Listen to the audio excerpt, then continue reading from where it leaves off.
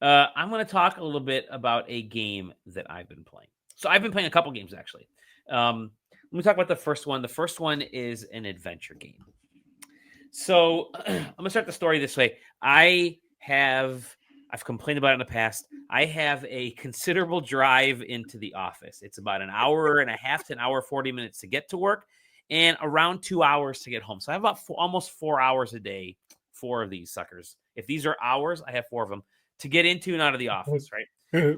I don't listen to regular, talk radio or music because I've heard the same songs a million times.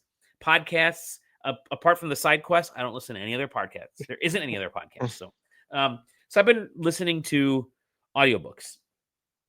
Zach has recommended quite a few awesome ones. So I've been plowing through some of those. And then I got the urge over the summer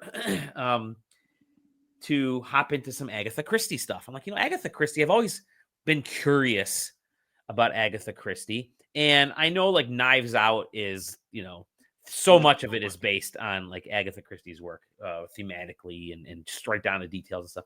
And so I thought I'm gonna grab a couple Agatha Christie books through my local library. So I have, and they're wonderful. The really cool thing about Agatha Christie detective books, the way that she writes, and I've gone through a few of them already,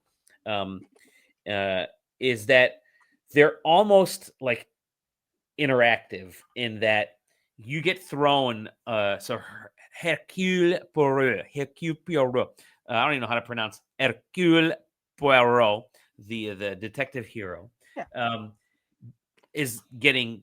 Yeah, there you go. Is getting clues. He's getting conversation. He's figuring stuff out. And while I'm driving, I'm figuring things out in my head. It's oh, he spoke to this person and they said this thing. I think that's going to be a clue. I'm going to remember that later on. It's almost like these cool interactive stories. I think that's why people like her works, so much in the past. So, cut to this past week, I think Friday, I get an email that says, "Here's your code for Agatha Christie Death on the Nile."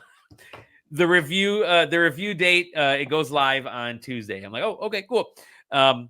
And so I'm like, all right, let's try this sucker out. So I cycled back to yesterday, and I sat home playing video games while I was watching my Detroit Lions win. And I was playing Agatha Christie Death on the Nile on the Steam Deck. And JJ, you and I have kind of talked a little bit about the previous one, which was Murder on the Orient Express. Yeah.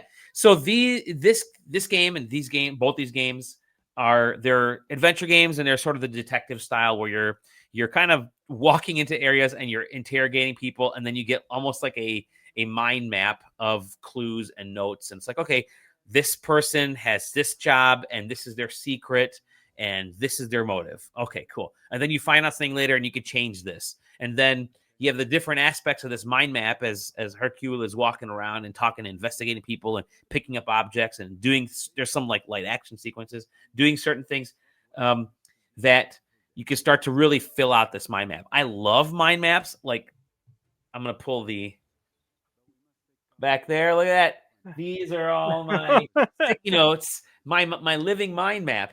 So a game like that really appeals to me. Now that's all it's secondary. It's the secondary from a gameplay mechanic because you really are sort of walking around in 3D in this game, but it's the primary source of how you figure out these puzzles. So you're thrust onto this steamer.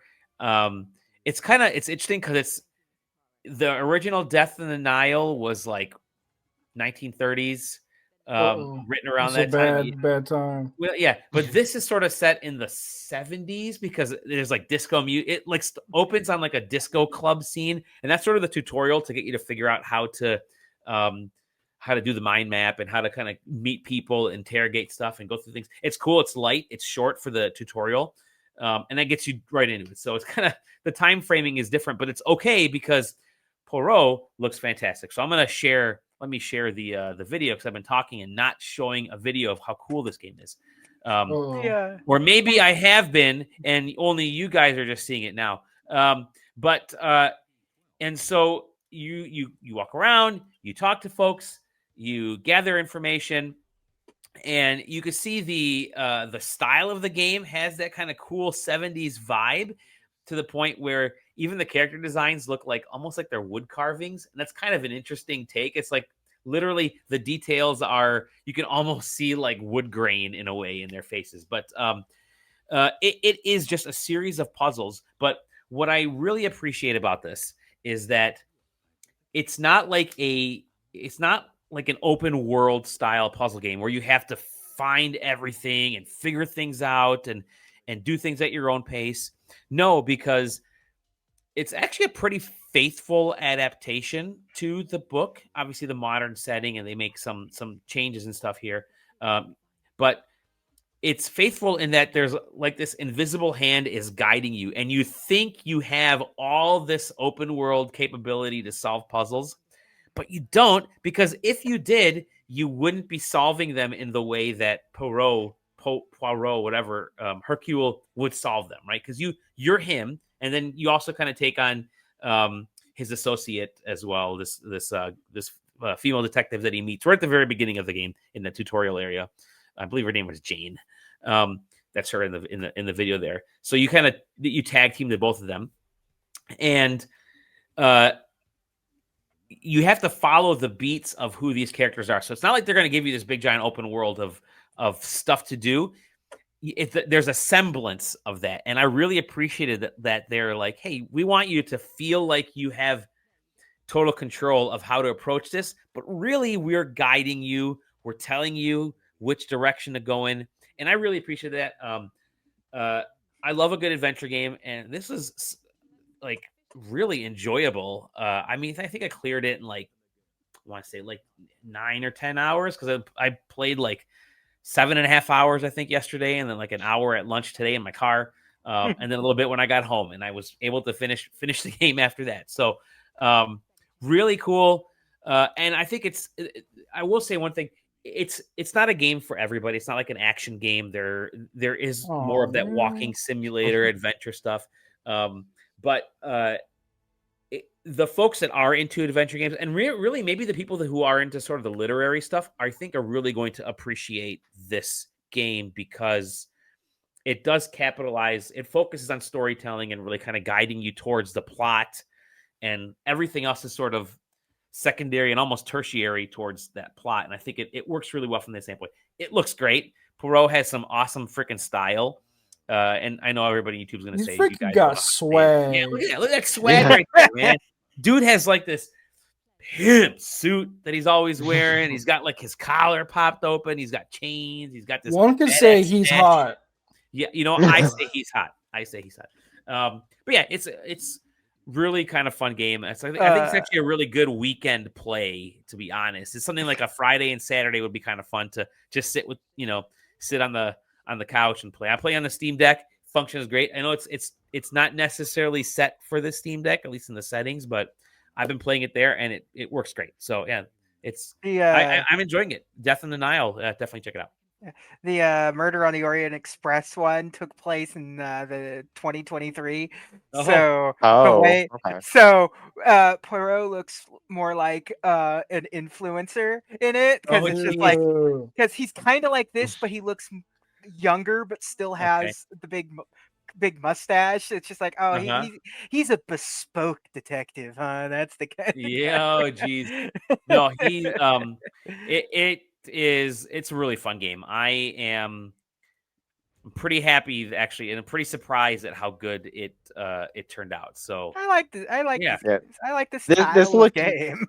This looked neat. I remember you like posting it, like, in the Discord of like, does anybody want the code before you took it? I thought about it. I was like, this looks good. But these next couple months are a big rush, and I've got long games I'm playing. So no, and I think that's the one thing I think a lot of people might miss this game because of that. There are so many games coming out that something like this could be could sort of fall by the wayside. Even Microids puts out like too many of these. Like, they do. They did like a really good, like a game based on Vertigo a few years ago. Yeah. I remember that. Yeah. I think this is a really good opportunity for folks who are maybe they're burned. It actually came for the right time for me because I just finished playing last year's or whatever Pokemon Violet from a few years back. I went through and finally cleared that out. Then I went through and did the whole Donkey Kong DLC.